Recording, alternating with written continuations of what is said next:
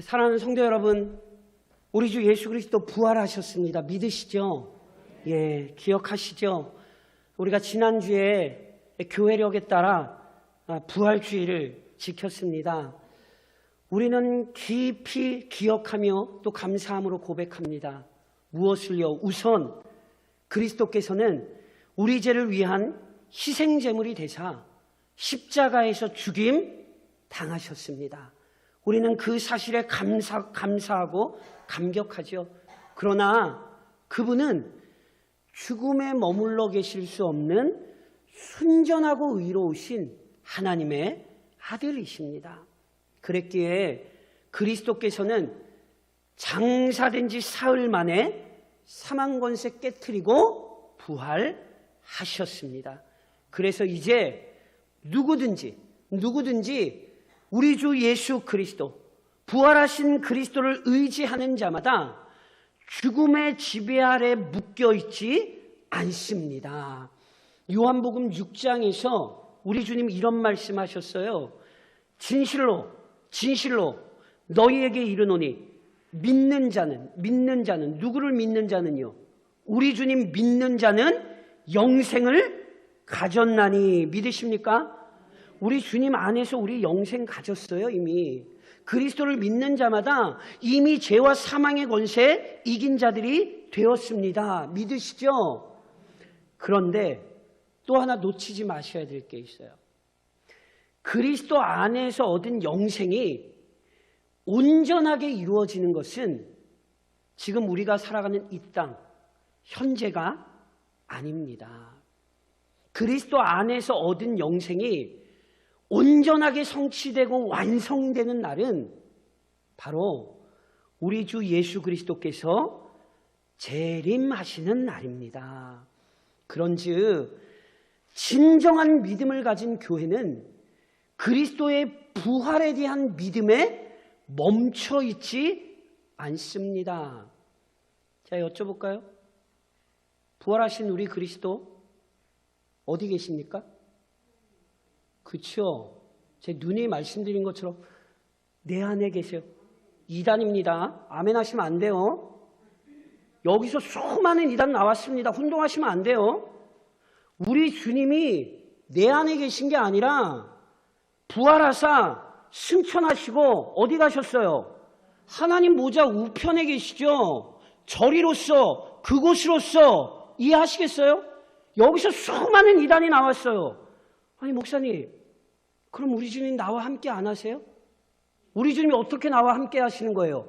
그의 영, 보혜사 성령으로 우리와 함께 하시는 것이지. 부활하신 우리 주님 지금 어디 계세요? 하나님 보좌 우편에 계시죠. 그래서 지금도 그곳에서 선한 믿음의 싸움을 싸우고 있는 자기 백성을 위해 기도하십니다.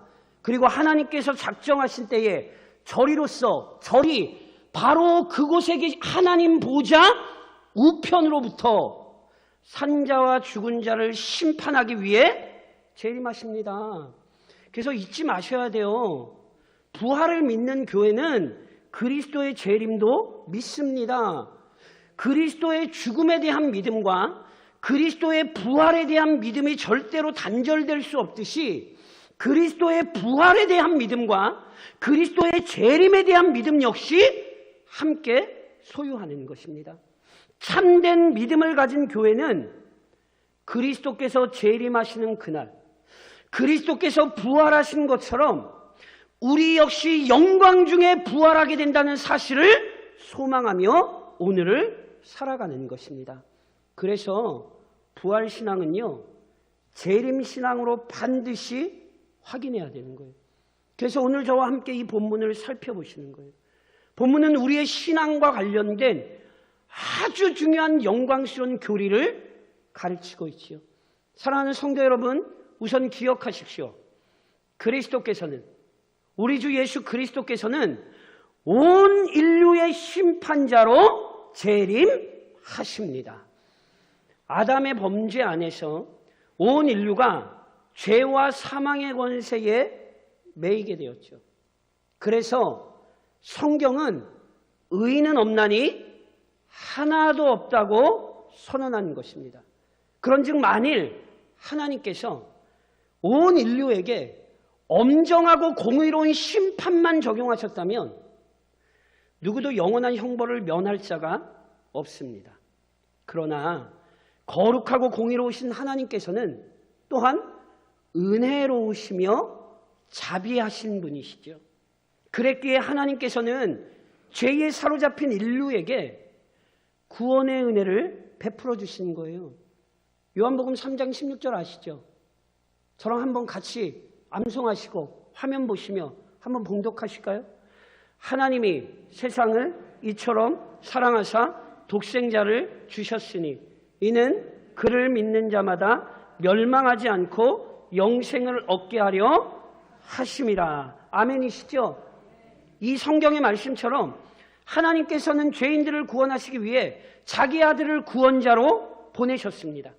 그래서 누구든지 그리스도를 믿는 자마다 구원을 얻게 하셨죠. 조금 달리 말씀드리면요, 그리스도께서는요, 하나님께서 우리에게 보내신 유일한 구원자이십니다. 그런데 그리스도께서는 단지 구원자이시기만 한 것이 아닙니다. 그리스도의 초림으로 인해, 즉 그리스도께서 이 땅에 오셔서 우리를 위하여 죽으시고 부활하시고 승천하신 그 모든 일들로 인해 모든 사람이 구원을 얻었습니까? 아니죠. 저랑 방금도 뭐라고 고백하셨어요? 이는 그를 믿는 자마다 멸망하지 않고 영생을 얻는 것입니다. 오직 그리스도를 믿는 자만이 구원을 얻습니다. 아멘이십니까? 다시 얘기하면 그리스도를 믿지 않으면, 그리스도 의지 안 하면 구원 얻을 수 없습니다. 그래서 그리스도는 구원의 근거일 뿐 아니라 심판의 근거입니다. 제가 그래서 여러 차례 말씀드렸어요. 요한복음 3장 16절만 달달 외우시면 안 돼요. 그 요한복음 3장 16절에 이어 요한복음 3장 18절에 분명히 이렇게 기록하죠. 그를 믿는 자는 심판을 받지 아니하는 것이요, 이게 끝이 아니에요. 믿지 아니하는 자는 하나님의 독생자의 이름을 믿지 아니함으로 벌써 심판을 받은 것이니라. 잘 기억하셔야 돼요. 하나님께서는 그리스도를 통하여 구원만 하신 게 아니에요. 하나님께서는 그리스도를 통하여 심판도 하셨어요. 달리 표현하면 하나님께서는 그리스도를 구원자일 뿐 아니라 심판자로 세우셨어요. 그래서 그 사실을 우리 주님께서 요한복음 5장에서 이렇게 밝히 말씀하시죠. 아버지께서 아무도 심판하지 아니하시고 심판을 다 누구에게? 아들에게 맡기셨다니까요. 이어서 요한복음 5장 27절에서는 계속 이렇게 말씀하셨어요. 또 인자됨으로 말미암아, 아들됨으로 말미암아 심판하는 권한을 주셨느니라. 하나님께서 누구에게 심판의 권세를 주셨다고요? 우리 주님 아들에게 심판의 권세를 주셨어요. 그래서 그리스도께서는 자신이 지닌 심판의 권세가 밝히 드러나는 날을 오늘 본문에서 지금 말씀하고 계신 거예요. 본문 31절로 뭐라고 기록했습니까? 인자가 자기 영광으로 모든 천사와 함께 올 때에 자기 영광의 보좌에 앉으리니 모든 민족을 그 앞에 모으고 각각 구분하기를 목자가 양과 염소를 구분하는 것 같이 하여 양은 그 오른편에 염소는 왼편에 두리라. 이 말씀을 두렵게 받으셔야 합니다. 인자, 즉 그리스도께서 천사와 함께 임하셔서 영광의 보좌에 앉으십니다. 그리고 모든 민족을 두 부류로 구분하시죠. 이것은 그리스도께서 모든 사람을 심판하신다는 말씀이에요. 그분이 재림하실 때 그분은 심판주로 오신다는 말씀이에요. 그래서 마태복음 16장에서도 우리 주님이 이렇게 말씀하셨어요. 인자가 아버지의 영광으로 그 천사들과 함께 오리니. 저랑 같이 한번 몽독하실래요? 같이 한번 몽독하겠습니다. 그때에 각 사람이 행한 대로 갚으리라. 아멘이세요? 이거 성경의 가르침이에요. 보세요. 그리스도께서 하나님의 뜻에 따라 이 세상에 처음 오셨을 때 그분은 우리와 똑같은 사람으로 태어나셨죠. 그랬기에 우리 죄를 대신하여 형벌받으시는 구원자가 되실 수 있었습니다. 그러나 그리스도께서 하나님의 뜻에 따라 다시 오실 때는, 즉 재림하실 때는 그분은 각 사람을 심판하시는 심판자로 오십니다. 그래서 보세요. 구원자로 오신 그리스도의 죽음과 부활을 믿는 자는 심판자로 오실 그분의 재림도 믿는 거예요. 그리스도의 죽음도 믿고 부활도 믿는다라고 하면서 그리스도께서 다시 오신다, 그분이 재림하신다, 그 고백을 갖고 있지 않다면, 그리고 그 재림의 신앙으로 오늘을 살지 않는다면 그 사람 그리스도인 아닙니다. 부활을 믿는 자, 심판주로서의 그리스도의 재림을 믿습니다. 더 나아가 그리스도께서 재림하사 심판하실 때, 그리스도께서 재림하사 심판하실 때 양으로 구별되는 자들이 있습니다. 오늘 본문에서 분명히 주님께서 목자가 양과 염소를 구분하는 것 같이 그리스도께서 모든 사람을 양과 염소로 구별한다 말씀하시죠. 왜 하필 양과 염소인가?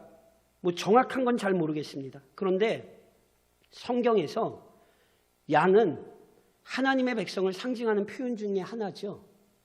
그런데 양의 반대로 누가 등장해요? 염소가 등장하죠. 양은 착하고 염소는 못됐나? 이렇게 생각하시면 안 돼요. 양고기 먹어도 되고 염소고기 먹으면 안 되나? 이렇게 생각하시면 안 돼요. 이게 당시 문화를 배경으로 하는 거예요. 무슨 말씀이냐면 당시 유대 지역의 목축의 방식이요, 낮 동안에는 양과 염소를 같이 풀어 놓았답니다. 그러니까 들판에 양과 염소가 섞여서 같이 풀 뜯어 먹고 노는 거예요. 그런데 밤이 되잖아요.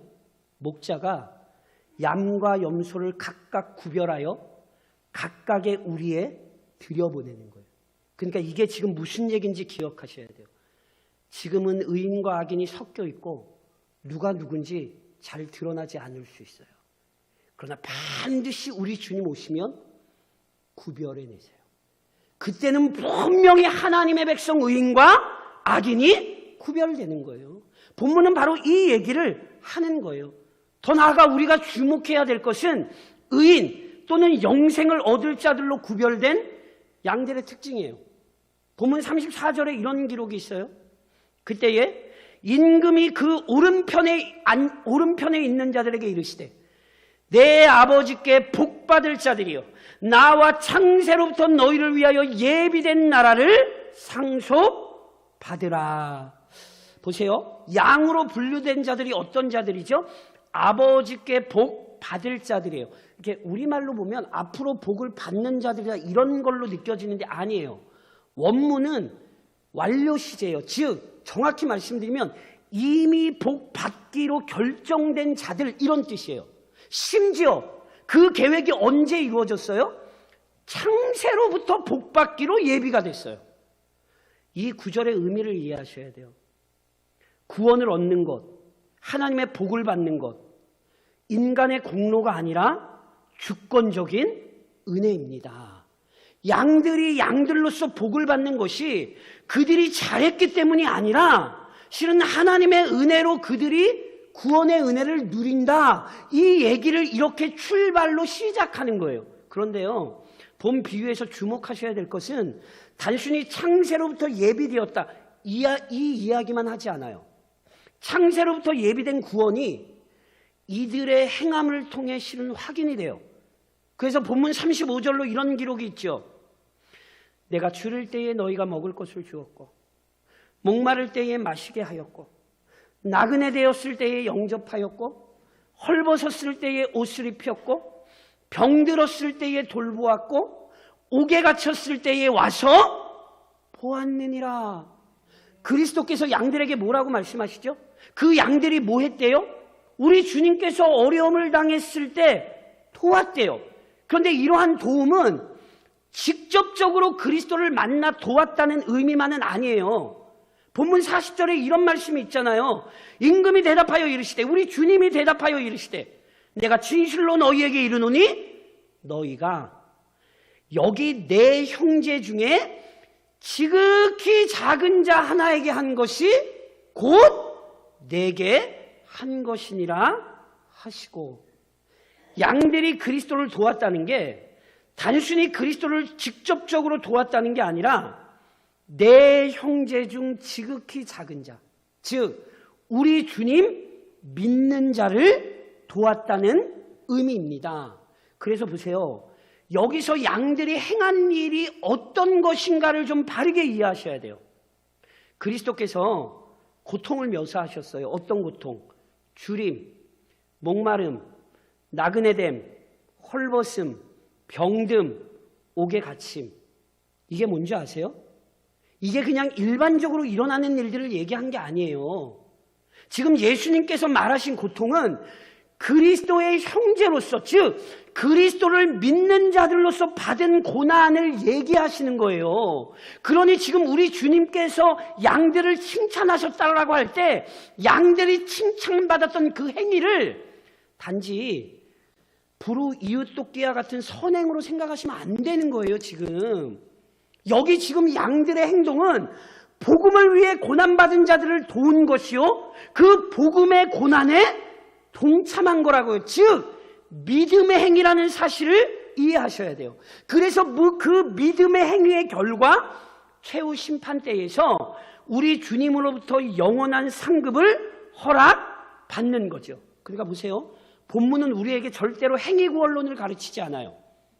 이들이 구원을 얻은 게 누구로부터 시작됐어요? 창세로부터 시작된 하나님의 주권적인 은혜로 구원이 시작됐죠. 그런데 그 주권적인 구원의 은혜가 양들의 삶에서 열매로 나타났습니까? 안 나타났습니까? 나타났지요. 그리스도를 위하여 살았죠. 복음을 위한 고난에 동참했죠. 그러니 본문이 우리에게 뭘 가르치는 줄 아세요? 주권적인 은혜에는 그 은혜에 합당한 삶이 따라온다는 사실을 증언하는 거예요. 구원받은 성도는 마땅히 구원받은 삶의 증거를 이 땅에서 갖게 되는 거예요. 그리고 그 모든 행한 일에 대해 그리스도의 최후 심판대 앞에서 상급이 허락되는 것이지요. 이게 양들의 특징이에요. 반면 그리스도께서 재림하사 심판하실 때 염소로 구별되는 자들이 있습니다. 역시 양들의 특징을 우리 주님이 말씀하신 것처럼 염소들의 특징이 있어요. 본문 41절에 이렇게 기록하죠. 또 왼편에 있는 자들에게 이르시되 저주를 받은 자들아, 나를 떠난 마귀와 그 사자들을 위하여 예비된 영원한 물에 들어가라. 염소들은요, 왼편에 있는 자들은요, 저주를 받은 자들이에요. 아까 복 받을 자들과 동사의 형태가 같아요. 완료 시제예요. 제가 좀 정확히 번역드리면 이미 저주를 받기로 결정된 자들이란 뜻이에요.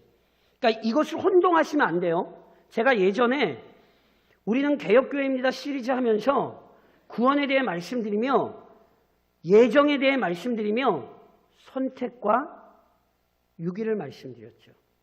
선택은 하나님의 구원의 은혜로 부르신 것이고요. 유기는 그들의 죄 가운데 그냥 내버려 두신 거예요. 그러니까 여기 지금 저주를 받은 자들을 하는 게 하나님이 그들을 향하여 악한 마음을 품고 그들을 향해 저주를 하셨단 말씀이 아니에요. 하나님이 그들을 그냥 그들의 죄악 가운데 내버려 두셨다는 뜻이에요. 그런데 그렇게 되면 어떻게 돼요? 그들은 그 죄에 이끌려 스스로 그리스도를 떠나 마귀를 따르고 악하게 행동하게 되는 거예요. 결국 마귀와 그를 따랐기에 그들을 위하여 예비된 영원한 불, 즉 영원한 심판에 처해지는 거죠. 다시 한번 말씀드리지만 하나님이 친히 이들을 멸하기로 작정하시려고 하신 게 아니라 이들은 자신들의 죄악, 자신들의 악한 행실로 말미암아 심판을 자초한 거라고요. 게다가 이들의 악한 죄악된 본성과 성품이 이들의 행실을 통하여 드러나요. 어떻게? 본문 42절에 이렇게 기록되죠. 내가 줄일 때에 너희가 먹을 것을 주지 아니하였고 목마를 때에 마시게 하지 아니하였고 나그네 되었을 때에 영접하지 아니하였고 헐벗었을 때에 옷 입히지 아니하였고 병들었을 때와 옥에 갇혔을 때에 돌보지 아니하였느니라 하시니. 그리스도께서 염소들을 향하여 뭐라고 말씀하셨어요? 너희가 나를 돕지 않았다. 이 역시 직접적으로 예수님을 안 도왔다 이런 의미만 지닌 게 아니에요. 45절에 예수님이 이렇게 말씀하셨어요. 이에 임금이 대답하여 이르시되 내가 진실로 너희에게 이르노니 이 지극히 작은 자, 이 지극히 작은 자란 앞서 얘기했던 내 형제를 얘기하는 거예요. 믿음을 지닌 자들을 얘기하는 거예요. 이 지극히 작은 자 하나에게 하지 아니한 것이 곧 내게 하지 아니한 것이니라 하시니라. 양들은 그리스도에게 속한 자들을 도왔습니다. 즉 그리스도의 고난에 동참했습니다. 반면 염소들은 그리스도에게 속한 자들을 돕지 않았습니다. 즉 그리스도의 고난에 동참하지 않았습니다. 지금 염소들의 행위는 단지 약한 자들을 차별한 행위가 아니라 불신앙적 행위라고요. 지금 성경은 이 얘기를 하는 거예요. 그래서 이들을 향한 그리스도의 판결이 본문 46절에 어떻게 기록이 돼요? 그들은 영벌에 의인들은 영생에 들어가리라 하시니라. 그리스도의 고난에 동참한 자들에게 영생이 허락되듯이 그리스도의 고난에 동참하지 않은 자들, 불신앙으로 행동했던 자들에게 또는 복음을 거부한 자들에게 영벌이 허락되는 것, 이것은 참으로 합당한 판결이지요. 그런데요, 이 판결을 보시며 조금 더 주목하셔야 되는 사실이 있어요. 보세요. 염소들에게 형벌이 선고된 이유가 적극적으로 악을 행했기 때문이 아니에요. 즉 이 사람들이 그리스도의 형제 중 작은 자 하나를 괴롭혔다, 못살게 굴었다. 지금 예수님이 이렇게 말씀 안 하셨어요. 그렇죠? 못살게 군 것으로 정죄받는 게 아니에요. 오히려 이들에게 영벌이 처해지는 이유는 적극적으로 악을 행했기 때문이 아니라 선을 행할 기회가 있음에도 불구하고 뭐 하지 않았어요? 선을 행하지 않았어요. 이 부분을 잘 보여줘야 돼요. 악을 행하는 것만이 죄가 아니에요. 선을 행하지 않으면 그게 죄예요. 실제로 야고보서 4장이 우리에게 뭐라고 가르칩니까? 저랑 화면을 보시면 같이 한번 묵독하실까요? 같이 읽겠습니다. 그러므로 사람이 선을 행할 줄 알고도 행하지 아니하면 믿으십니까? 불신자들 중에 이렇게 얘기하는 사람들 많이 있죠. 나 지옥 갈 죄 짓지 않았어. 나 남에게 피해 안 주고 살았어. 그런데 내가 왜 지옥을 가? 아직 이 원리를 모르는 거예요. 악을 행하는 것만이 죄가 아니에요. 하나님께서 그리스도 안에서 참으로 복되고 이롭게 살 수 있는 길을 보이셨으나 그의 아들 그리스도를 부활시키사 영광의 하늘에 이르는 길을 우리에게 알려주셨으나 그 고난에 동참하지 않으면 그게 죄고 그게 심판받는 길이라고요. 오늘 성경은 우리에게 단순히 죄악된 삶이 아니라 그리스도의 영광스러운 삶에 동참하지 않는 자들, 그 영광스러운 복음의 부르심에 응답하지 않는 자들, 그들에게 영원한 심판 외에 남은 것이 없다 가르친다고요. 그런즉 사랑하는 성도 여러분, 오늘 본문의 교리를 깊이 가슴에 되새기시고 적용하셔야 합니다. 우선 충성스럽게 사명을 감당하면서 그리스도의 재림을 기다리십시오. 제가 다시 한번 말씀드리지만 그리스도의 부활을 믿는다면 그리스도의 재림을 항상 확신하고 기다려야 합니다. 제가 좀 끔찍하게 들리실지 모르지만 사실이니까 제가 여쭤볼게요. 우리 죽습니까? 안 죽습니까? 죽는 거 정확합니까? 안 정확합니까? 우리의 죽음보다 정확한 건 그리스도의 재림입니다. 내가 죽는 걸 알면서 그리스도의 재림을 기억하지 못한다고요? 아모스 선지자가 이스라엘 백성을 향하여 아모스 4장에 뭐라고 얘기했는지 아세요? 이스라엘아! 교회야, 내 하나님 만나기를 준비하라! 그리스도의 부활을 믿는다고 그렇게 얘기하면서 부활절에 계란은 까먹으면서 그 주님의 재림을 기억하지 않는다? 그 주님 앞에 내가 설 것을 기억하지 않는다? 어리석은 자요, 미련한 자입니다. 그리고 재림신앙은 그냥 말로 그래 나 재림 기다려요. 재림신앙은 그렇게 말로 하는 것 아니에요. 재림신앙은 오늘을 살아가는 모습을 통해 확인이 돼요. 어떻게 해요? 분명 그리스도께서 재림하사 오늘 본문에서 뭐 하시죠? 행한 일에 대해 결산하셨죠. 그러면 그 사실을 알고 있다면 그리스도의 재림만이 아니라 그리스도께서 재림하사 우리의 삶을 결산하신다는 사실을 알면 어찌 오늘 게으르고 나태한 삶을 살 수 있겠습니까? 염소가 심판받은 이유를 잊으시면 안 돼요. 그러니까 염소가 심판받은 이유는 열심으로 그리스도를 위한 일에 동참하지 않았기 때문이에요. 그냥 뭐 이대로 대충 예수 믿다 보면 천국 가겠지. 염소를 지금 염소의 교훈을 못 배우시는 거예요. 실은 똑같은 사실이 잘 아시는 달란트 비유에서도 언급되죠. 5달란트, 2달란트와 다르게 1달란트 받은 자의 문제가 뭔지 기억하세요? 왜 1달란트 받은 자가 책망받았죠? 마태복음 25장에서 우리 주님이 이렇게 말씀하셨어요. 저랑 화면을 보면 같이 한번 봉독하시겠어요? 같이 읽겠습니다. 그 주인이 대답하여 이르되 악하고 기억하세요. 게으른 것 죄예요. 이 사람 주인에게 달란트를 받았으나 땅에 묻어놓고 사용하지 않았어요. 믿음으로 행동해야 된다는 사실, 오늘 충성해야 한다는 사실을 알아요, 몰라요? 알아요. 그러나 감당하지 않았어요. 제가 여쭤볼까요? 그리스도의 재림 기다리십니까? 분명히 대답하십시오. 제가 다시 묻겠습니다. 그리스도의 재림 기다리십니까? 그럼 하나 더 대답하셔야 돼요. 다시 대답하세요. 그렇다면 그분께 받은 것으로 지금 충성되게 섬기고 계십니까? 우리는 여기도 대답할 수 있어야 돼요. 그리스도의 재림을 믿는다면 우리는 지금 여유를 부릴 시간이 없어요. 언제 그분 재림하실지 알지 못하기에 오늘도 우리는 열심으로 충성되게 섬겨야 하는 거예요. 마태복음 25장에서 주님께서 무엇라 칭찬하십니까? 그 주인이 이르되 잘하였도다. 착하고 충성된 종아.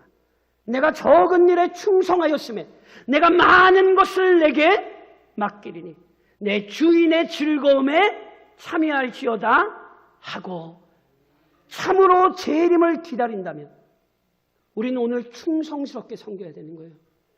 코로나가 끝난다고 뉴스 보니까 뭐 사람들 난리 났더만요. 경찰들 뭐 밤중에 취소하고 뭐 2시간인가 만에 뭐 음주운전 한 군데서 단속된 게 뭐 몇 명이요? 아주 난리들이 났더만요. 그럼 교회는 뭘 해야 되죠? 하나님께서 이제 우리에게 참으로 자유로운 삶을 주시면 도대체 교회는 뭘 해야 되죠? 충성스럽게 주님을 섬기십시오. 동시에 겸손하게 사명을 감당하며 그리스도의 재림을 기다리십시오. 그리스도께서 자기 양들이 행한 일 알고 계십니까? 모르고 계십니까? 알지요. 잊지 마세요. 오늘 내가 행하는 것 우리 주님 다 보고 다 알고 계십니다. 그러면서 우리 주님 칭찬하셨어요. 근데 그때 양들이 뭐라고 대답했는지 아세요? 본문 37절에 이렇게 기록되죠. 이에 의인들이 양들이 대답하여 이르되 주여 우리가 어느 때에 주께서 줄이신 것을 보고 음식을 대접하였으며 목마르신 것을 보고 마시게 하였나이까? 어느 때에 나그네 되신 것을 보고 영접하였으며 헐벗으신 것을 보고 옷 입혔나이까? 어느 때에 병드신 것이나 옥에 갇히신 것을 보고 가서 배웠나이까? 하리니. 예수님께서 양들을 칭찬하시는데 양들이 뭐라고 답변해요? 예수님, 언제 우리가 그런 일을 했어요? 반면 그리스도께서 염소들을 책망하시죠. 선을 행하지 않았다고. 근데 그때 염소들이 어떻게 반응하는지 아세요? 44절에 이렇게 기록돼요. 그들도 대답하여 이르되 주여 우리가 어느 때에 주께서 줄으신 것이나 목마르신 것이나 나그네 되신 것이나 헐벗으신 것이나 병드신 것이나 옥에 갇히신 것 보고 공양하지 아니하더이까. 이 본문을 잘 보셔야 돼요. 예수님이 거짓말 하실 리 있습니까 없습니까? 거짓말 하실 리 없잖아요. 그러니까 양들을 칭찬하시면 양들은 뭐라고 답변을 해야 되냐면 아유 주님 제가 그냥 최선을 다해서 섬긴 건데 아유 주님 뭘 그것까지 그렇게 기억을 하세요. 실은 이렇게 나와야 돼요. 그리고 염소들을 칭찬하시며 주님 죄송해요. 제가 그때 그걸 해야 되는지 몰랐어요. 제가 모르고 그랬어요. 좀 한번 봐주세요. 이래야 정상이잖아요. 그런데 예수님이 양들을 칭찬하실 때 양들은 아니 예수님 저는 그런 거 한 적 없는데요. 염소들은 책망하니까 내가 언제 안 했어요. 이 얘기의 핵심이 뭔지 아세요? 마태복음 6장 3절 혹시 기억하십니까? 저랑 한번 같이 읽으실까요? 마태복음 6장 3절 같이 읽겠습니다. 너는 구제할 때에 오른손이 하는 것을 왼손이 모르게 하여. 오른손이 하는 건 뭐라고요? 무슨 얘기예요? 오른손으로 착한 일 할 때 집에 왼손 잘라놓고 하세요? 이 말의 의미를 이해하셔야 돼요. 예수님이 양들을 향하여 말하죠. 너희가 내게 베푼 것 내가 다 기억한다. 그때 양들이 뭐래요? 주님 언제 우리가 그랬어요? 이 얘기는 뭔지 아세요? 양들은 자신들의 섬김을 자신들의 의로 여긴 적이 한 번도 없어요. 그들의 받은 은혜에 감격하여 그 모든 일을 행하면서도 주님 저는 이거밖에 못해요. 이거밖에 못하지만 우리 주님이 이거라도 받아주세요. 한 번도 자신의 의로움으로 여긴 적이 없어요. 그런데 염소들은 뭘 해도 자랑해요. 대단하지 않은 걸 해도 대단하다고 떠벌리고 그것을 자기의 의로 여기는 거예요. 감사한 건 우리 교회도 양들 같은 분이 계세요. 교인들은 아무도 몰라요. 그런데 은밀하게 교회를 섬기고 은밀하게 주님 앞에 헌신하시는 거예요. 누가 몰라줘도 누가 안 봐도 끊임없이 그 일을 하시는 거예요. 목사가 아는 걸로 끝날 것 같으세요? 아니에요. 우리 주님 다 보고 계세요. 우리는 그 은혜를 알기에 그래서 섬기되 겸손하게 섬기며 오늘을 사는 거예요. 사랑하는 성도 여러분, 고린도전서 15장에서 바울이 이렇게 권면하죠. 그러므로 내 사랑하는 형제들아 견실하며 흔들리지 말고 항상 주의 일에 더욱 힘쓰는 자들이 되라. 왜요? 이는 너희 수고가 주 안에서 헛되지 않은 줄 알미라. 간혹 그런 생각 드시죠? 내가 이렇게 예수 믿는 게 뭐 남는 게 있나? 남들과 다르게 내가 이렇게 바보같이 사는데 이게 진짜 맞나? 맞습니다. 잊지 마십시오. 흔들리지 마십시오. 믿음으로 사는 거 복입니다. 어리석은 것 아니고요. 밀어난 것 아니에요. 주께서 주신 은혜가 있기에 그 은혜 때문에 남들 보기엔 미련해 보일지 모르지만 우리 주님 앞에 충성되게 성실하게 겸손하게 그렇게 사는 거예요. 그게 은혜예요. 언제까지 그렇게 사셔야 된다고요? 주님 다시 오실 때까지, 우리 주님 앞에 서는 그날까지, 우리 주님이 칭찬해 주실 그날까지 그 믿음의 삶을 살아가시기를 언젠가 부활하사 우리를 심판하실 주님의 이름으로 권면드립니다.